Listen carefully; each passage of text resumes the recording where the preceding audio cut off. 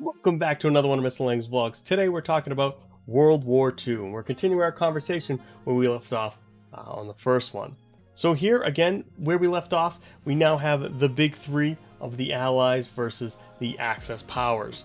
The Axis powers in 1942 were growing, and the Allies were growing as well.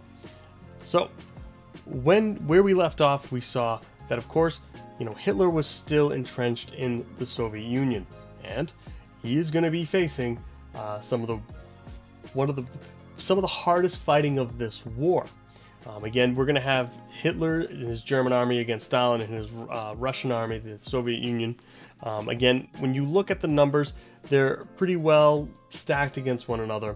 But again, there's one huge advantage that, of course, we're going to see during especially this battle, and that's that the Soviet Union knows the lay of the land.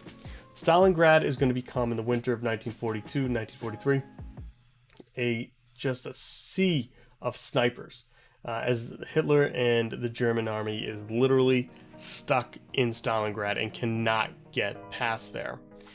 Again, it's incredible to see just how that's where the Soviet Union starts to push them back. And we also have the North Africa campaign we haven't touched upon yet. So in 1942, Hitler needs oil to run his machines, his war machine. So we have some of the most famous battles as Hitler heads toward the Middle East. In order to do that, he's going through North Africa, through the Suez Canal to get to the Middle East.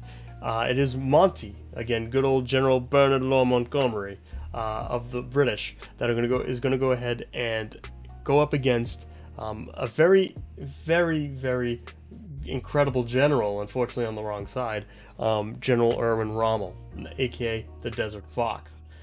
We're going to see Monte in the Battle of El Alamein go ahead and really push back the Germans.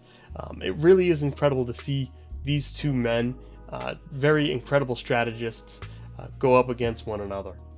Rommel was one to not underestimate for sure. During this time, we're also going to have the Italian campaign against something called Operation Torch. Basically, the Allies plan to essentially assault the weakest Axis power, which here was, well, North Africa, which again is going to lead into Italy. So George S. Patton leads the American troops here and is going to essentially trap the Germans in Tunisia. Around 275,000 troops are going to be surrendered. You're going to see from there, they are going to go ahead and go through Italy. Again, you can see right on the map why it made the most sense to simply go ahead and go through the Italian peninsula after capturing North Africa. It makes the most sense. So in June of 1943, we have the Battle of Sicily, again with Patton. And that's really where they're going to start to have the U.S. landings are going to be in Sicily, again the island right off the coast of the peninsula, and then of course British landings are going to be there. So probably one of the more famous battles of the Italian peninsula in February 1944 is the Battle of Monte Cassino. This is something where there's incredible bombings, and the Allies face a very, very strong resistance. And essentially, once we win this battle, it is essentially going to be that we're going to essentially capture the peninsula with the win of this battle. It's definitely going to turn the tide of the Italian campaign. The Allies were going to liberate Rome on June 5th, 1944. Again, this is a big, big, big moment. And ironically, something is brewing very close by in France the next day. In fact, it's called Operation Overlord. What we're going to see here is that General Dwight D. Eisenhower is going to give the orders on June 6, 1944, for something called D-Day. Now, these landings are going to help. They're going to land in Normandy, France, on 5 different beaches to help liberate France.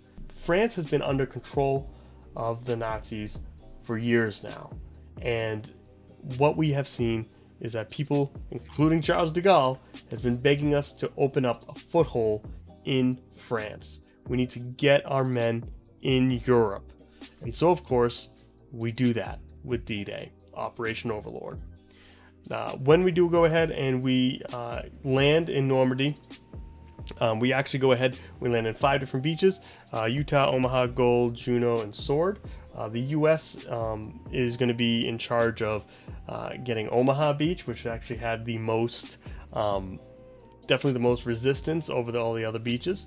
And so what we're going to see is some intense fighting on that beach, while on other beaches, you know, the British troops, the Canadian troops, they're going to walk right onto the beach.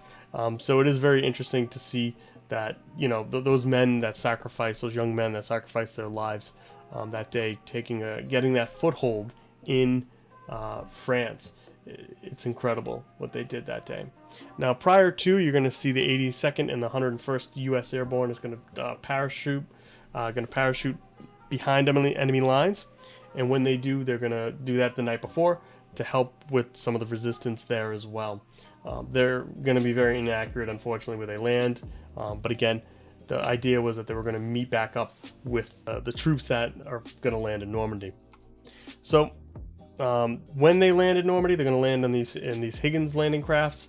There's going to be huge cliffs on some of these beaches, including Omaha, and of course, we are going to get that foothold. Thank goodness that we needed. During this time too, now that we're in Europe, again, July 20th, 1944, we have the assassination plot of Hitler. It's Major Klaus von Stauffenberg who's going to go ahead and attempt to assassinate Hitler.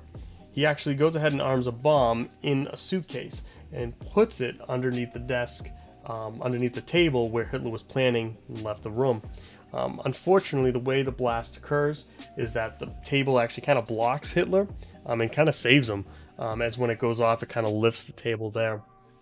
When that happens, you know, Klaus von Stauffenberg is hunted down and killed, and yet Hitler, although temporarily, you know, blinded and deafened from the blast, it's very temporary, and he does live, unfortunately.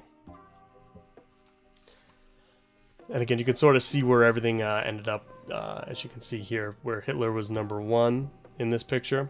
The bomb is, the briefcase is that square, and so the table, when it blew up, essentially helped block the blast, unfortunately.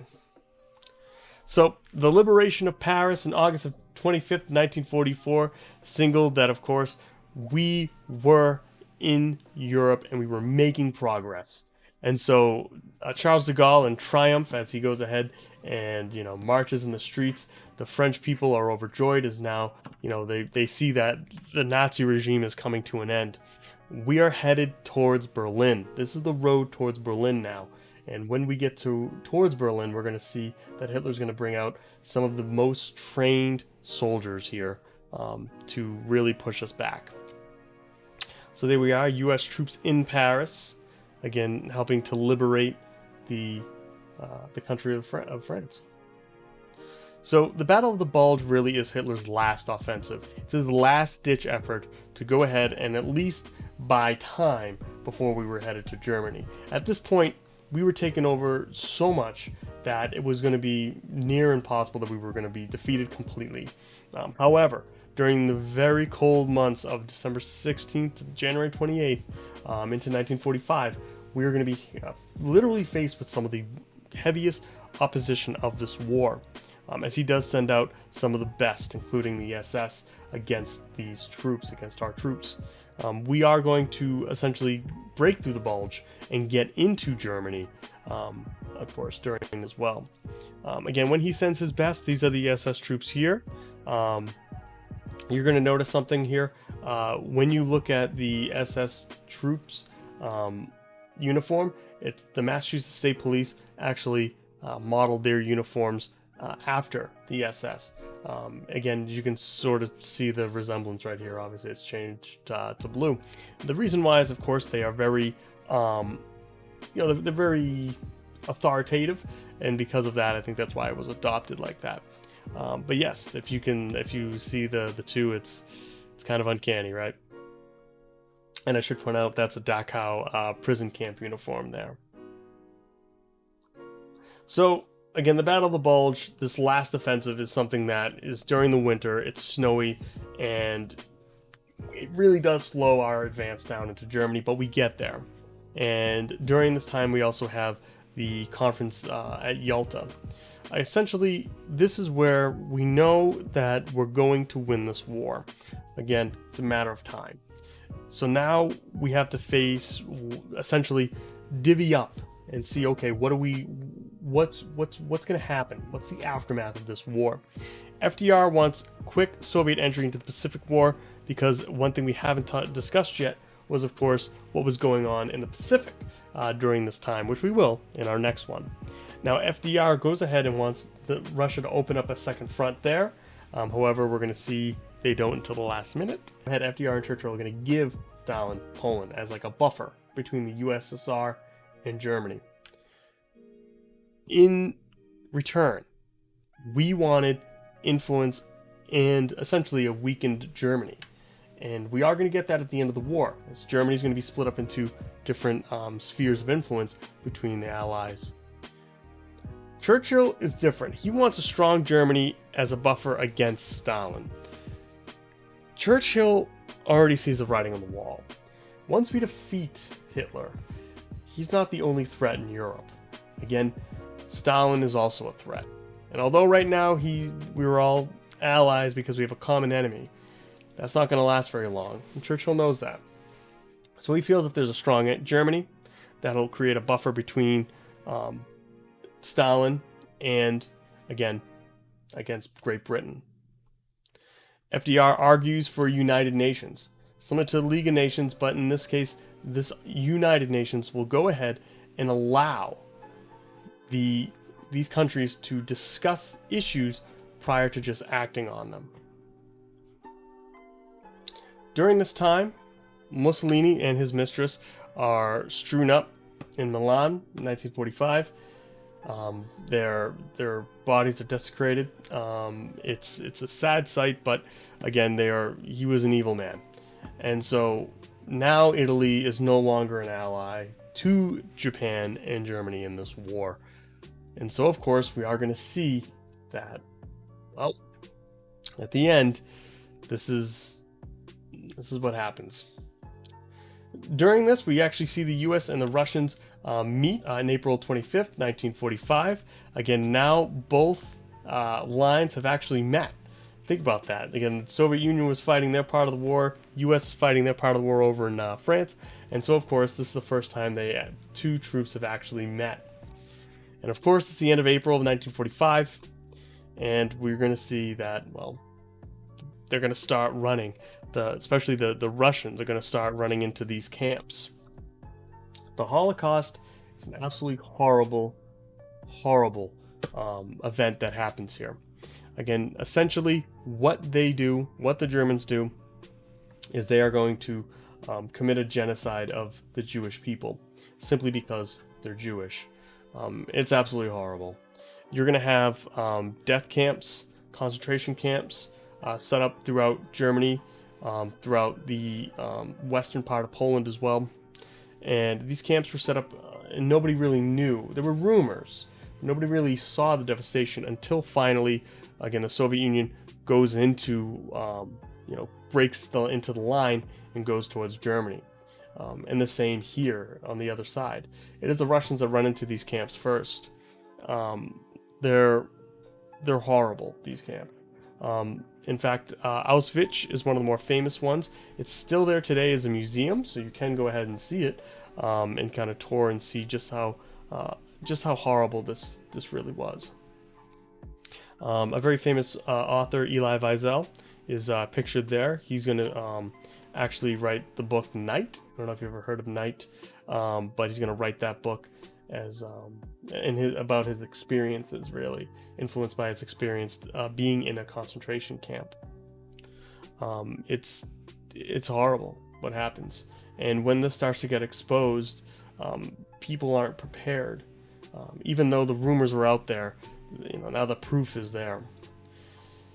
Now Hitler during this time has got his secret weapons he's been brewing. In fact, the V1 rocket, or aka the buzz bomb, and the V2 rockets are both in development, but they're a little bit too little, too late. They do get launched, they do get used as well. In fact, there's we do have actual debris still from it. But again, it's a little, too late, unfortunately, as he had a lot of development into these secret weapons throughout the war.